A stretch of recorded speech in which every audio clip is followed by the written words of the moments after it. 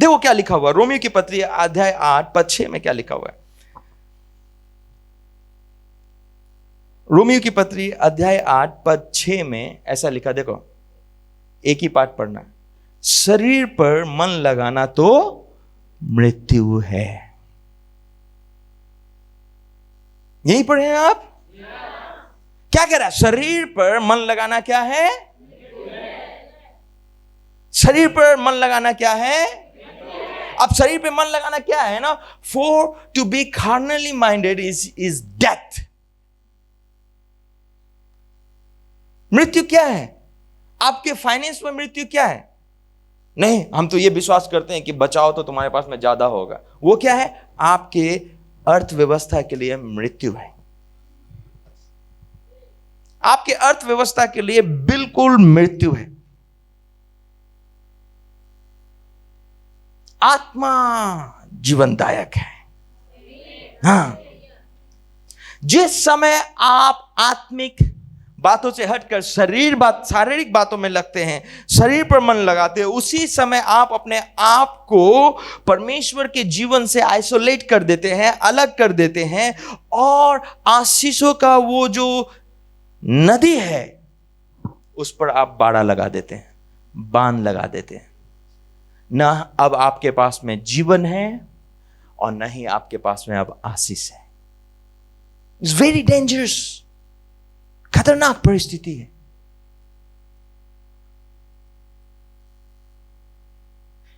शरीर में चलना बहुत खतरनाक है।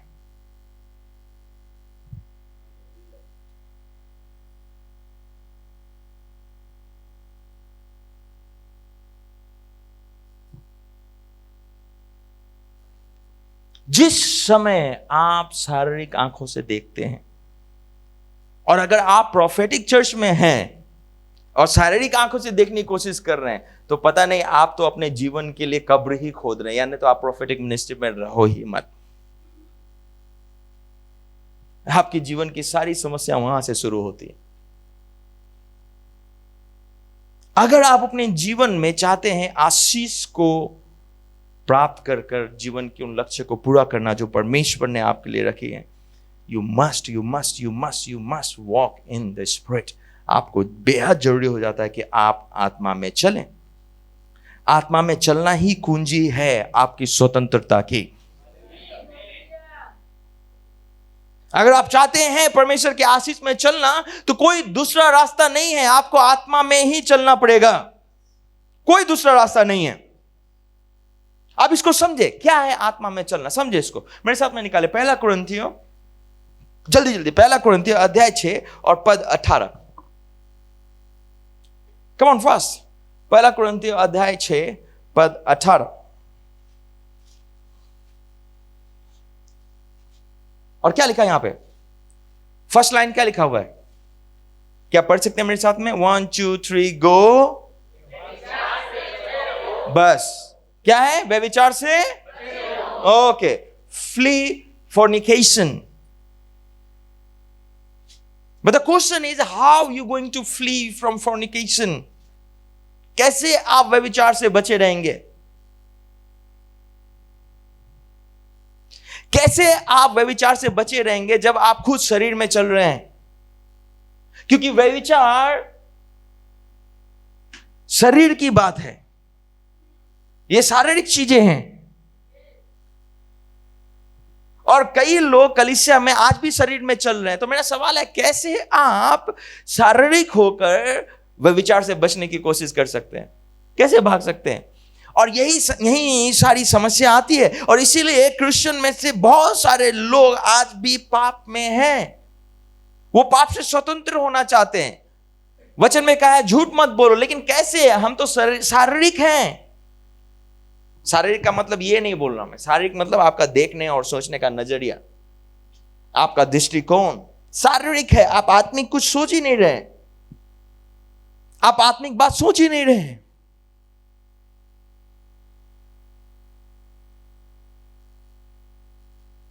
कैसे आप बच सकते हैं? कहा गया अपने पड़ोसी से प्रेम करो, अरे भाई आप शारीरिक है, कैसे प्रभु अपने पड़ोसी से प्रेम कर सकते हैं? अपने शत्रु को क्षमा करो। कैसे आप अपने शत्रु को क्षमा कर सकते हैं? कैसे कर सकते? असंभव।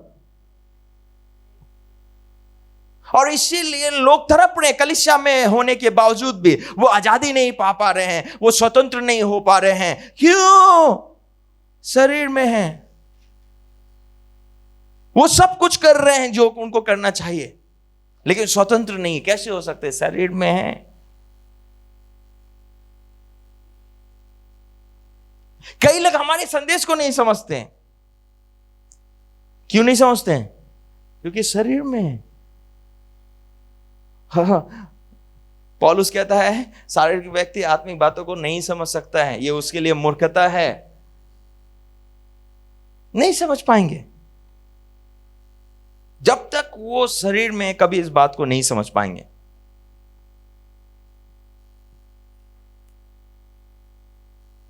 जैसे वो संदेश सुनते हैं हमारे संदेश को, और अगर हमारा संदेश उनके जीवन शैली से मैच नहीं खाता है तो उनके ऊपर सवाल आ जाते, कैसे पास्टर जी ने ऐसे कैसे बोल दिया। अब वो खुद लालची हैं, और जैसे वो सुनते हैं कि देना चाहिए, सवाल करते कैसे देना चाहिए? कहां लिखा है नया नियम में? शारीरिक आंखों से देख रहे हैं।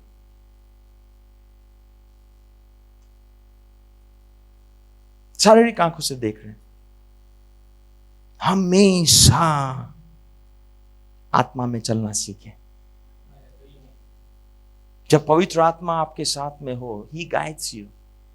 कहां पर क्या बोलना है, कहां पर कौन से कदम नहीं उठाने।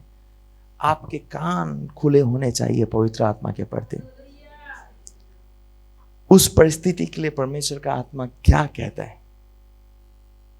वो उसके लिए आपके कान खुले होने चाहिए। और यही बहुत सारे मसीह लोगों में अधूरी बात हो गई है।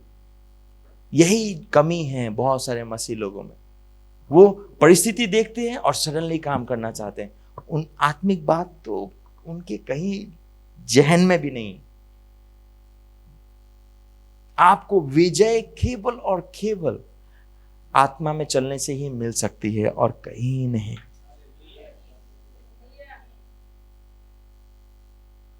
आत्मा में चलना आपको शांति प्रदान करती है। पढ़े मेरे साथ में, फिलिप्पी की पत्री अध्याय 4 पद 7 में ऐसा लिखा है। फिलिप्पी की पत्री अध्याय 4 पद 7 में ऐसा लिखा है, तब परमेश्वर की शांति जो सारी समझ से परे है, तुम्हारे हृदय और तुम्हारे विचारों को मसीह यीशु में सुरक्षित रखेगी। कैसे उसकी शांति आपके अंदर आएगी? कैसे आपको सुरक्षित रखेगी अगर आप शारीरिक हैं? क्योंकि शांति तो आत्मिक है। अगर आप 24 घंटे सप्ताह के 7 दिन शांति में जीना चाहते हैं, आशीष में जीना चाहते हैं, परमेश्वर के आशीष में जीना चाहते हैं, तो 24 घंटे सप्ताह के 7 दिन आपको आत्मा में चलना सीखना पड़ेगा।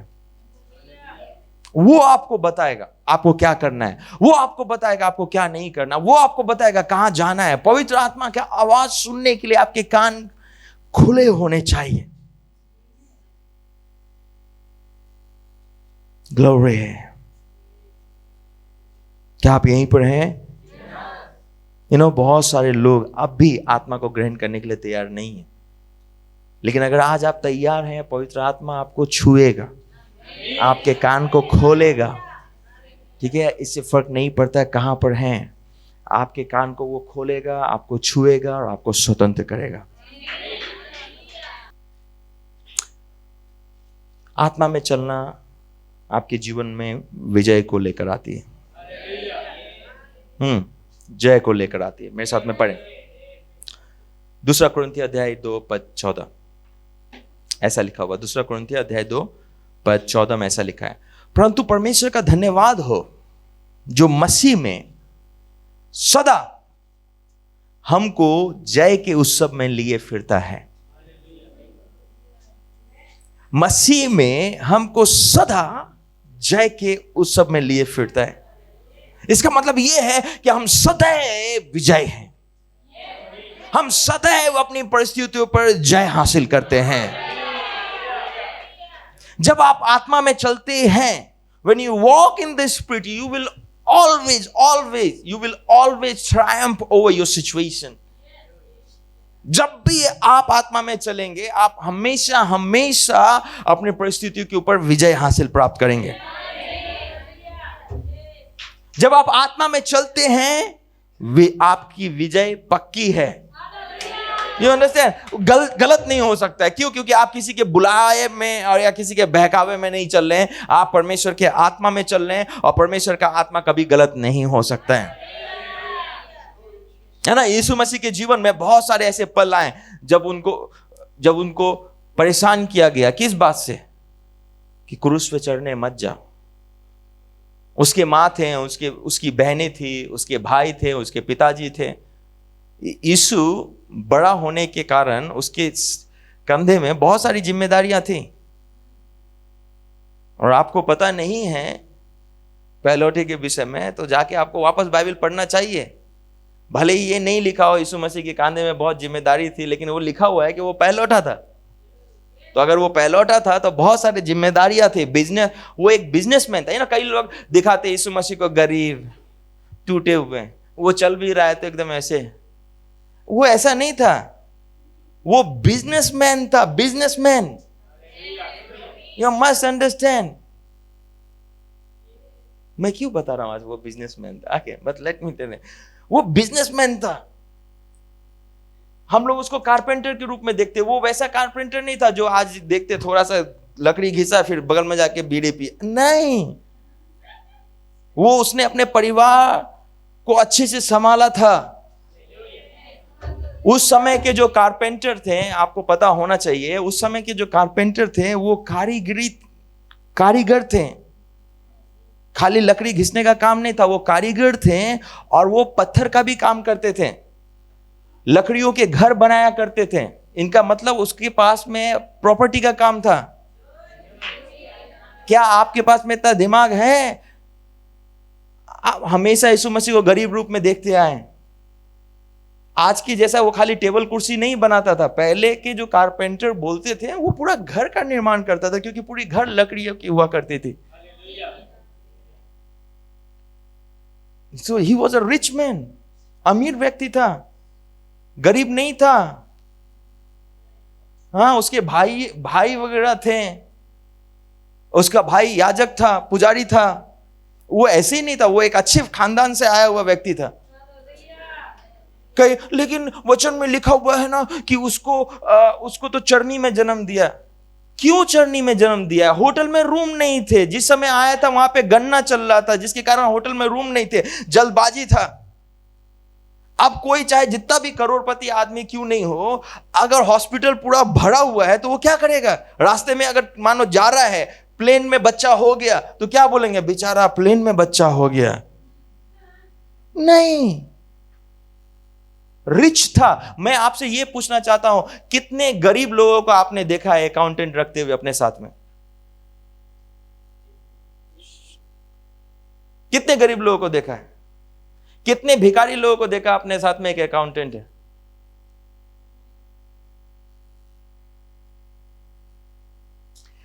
कितने ऐसे भिखारी लोगों को आपने देखा है जिसका सपोर्ट, भिखारी मतलब खाने पीने को कुछ नहीं है, और उसका सपोर्टर है, बिजनेसमैन लोग सपोर्टर है। कितने लोगों को देखा है? आपने कभी सुना है बिजनेसमैन इनका सपोर्टर है? ये बिजनेसमैन, ये बिजनेस वुमेन, ये अंडानी, ये अंबानी और धीरानी, सब लोग जो है इसके सपोर्टर हैं। मानो बोल रहे कि रिकी थापा का सपोर्टर कौन है? ये अंडानी है। रिकी थापा का सपोर्टर कौन है? वो टाटा बिरला, ये सपोर्टर है रिकी थापा का। और रिकी थापा कुछ नहीं है मेरे पास में। ऐसे आदमी को देखा कभी? नहीं देखने मिलेगा। वचन में लिखा हुआ है बिजनेस वुमेन और बिजनेसमैन लोग यीशु मसीह के सेवकाई में सहयोग करते थे। कौन था? He was a rich man.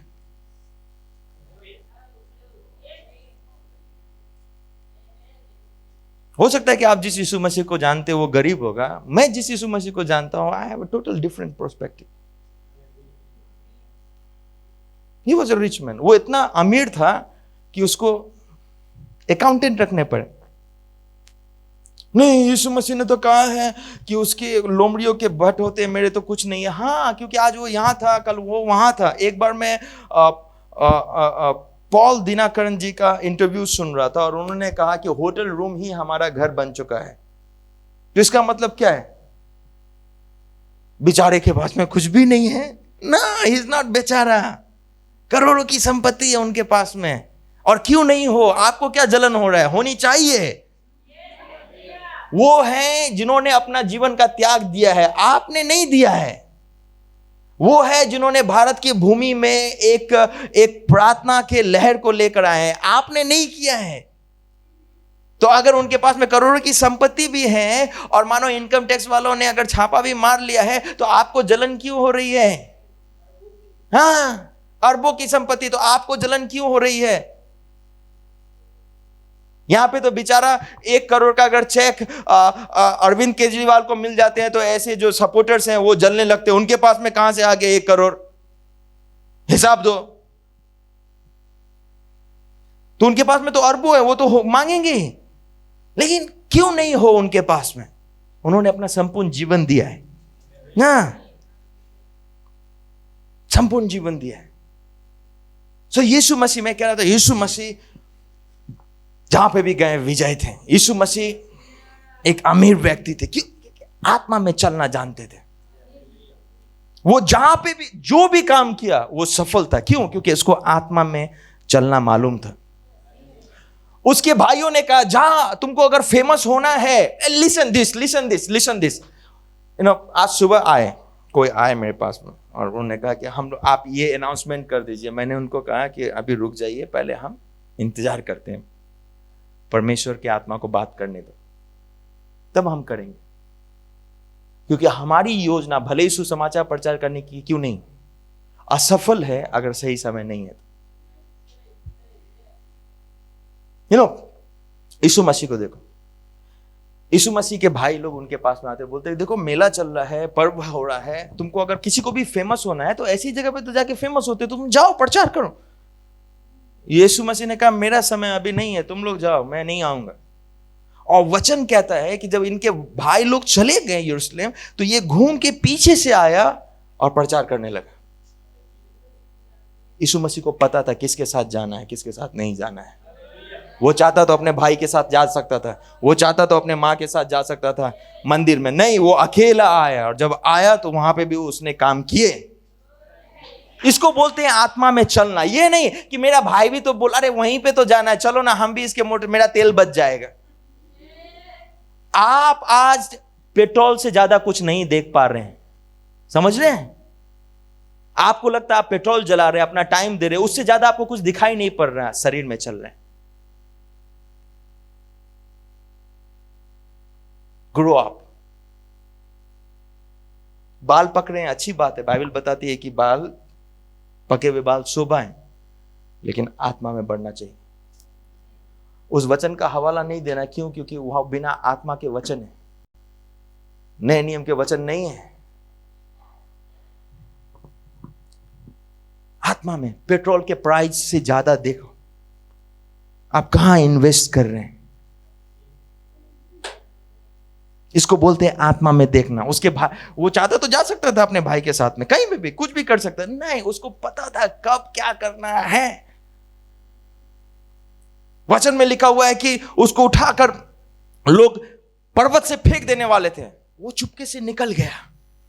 उसको पता था कब उसको निकलना है। जब आप आत्मा में चलते हैं, आपको पता है कब बुलंद होना है, आपको पता है कब नीचे से निकल जाना है, आपको पता है कब देना है, आपको पता है कब लेना है, आपको पता है कब मुंह खोलना है, आपको पता है कब मुंह बंद करना है। और ये तभी होता है जब आप आत्मा में चलते हैं। बिना आत्मा में चले आप नहीं कर पाएंगे ये। और इसीलिए हमेशा भाई ये काम छूट गया, वो काम छूट गया, काम ही नहीं है। और आत्मा में चलना सीखे। याद रखिए, जब तक मूसा शरीर में था, शारीरिक दृष्टिकोण से देख रहा था, तब तक परमेश्वर के आगे खाली दुहाई दे रहा था। वो समुद्र को 2 भाग नहीं कर पा रहा था। रो रहा था, हम तो मारे जाएंगे, हमको ये सब लोग बोल रहे हैं देखो कि अब हम मारे जाएंगे, सच में परमेश्वर हमको तो लगता है मारे जाएंगे, वो उन लोग मिस्री लोग पीछे हैं। और परमेश्वर ने उसको याद दिलाया, हेलो हेलो मिस्टर मोजेस, आत्मा में देखना सीखो। तो बोले मैं क्या करूं मैं? हेलो, आत्मा में देखना सीखो। सडनली उनको दिमाग आया, अरे यार परमेश्वर ने तो मुझे लाठी दी है जिसमें आत्मा का काम होता है। और उसने उस लाठी को उठाया और समुद्र 2 भाग हो गए। आप अपने जीवन में पवित्र आत्मा के वरदान को लेकर भी ना रोते रह सकते हैं, मूसा की जैसा। अगर आप आत्मा में नहीं चलेंगे तो आपके पास में चंगाई करने का वरदान होगा। आप अन्य भाषा में भले ही बात कर रहे होंगे, आप भले ही भविष्यवाणी कर रहे होंगे, लेकिन अगर आप आत्मा में नहीं चल रहे हैं तो मूसा के समान आधे अधूरे जगह पे रह के कुरकुराते ही रहेंगे। आप कभी भी अपने समुद्र को 2 भाग नहीं कर पाएंगे। अगर आप चाहते हैं आपके पैसे के समुद्र को 2 भाग करना, बीमारी की समस्या के समुद्र को 2 भाग करना, एक ही रास्ता है, आत्मा में चलना। आत्मा में चलेंगे आप तभी छुटकारा पा पाएंगे। हालेलुया।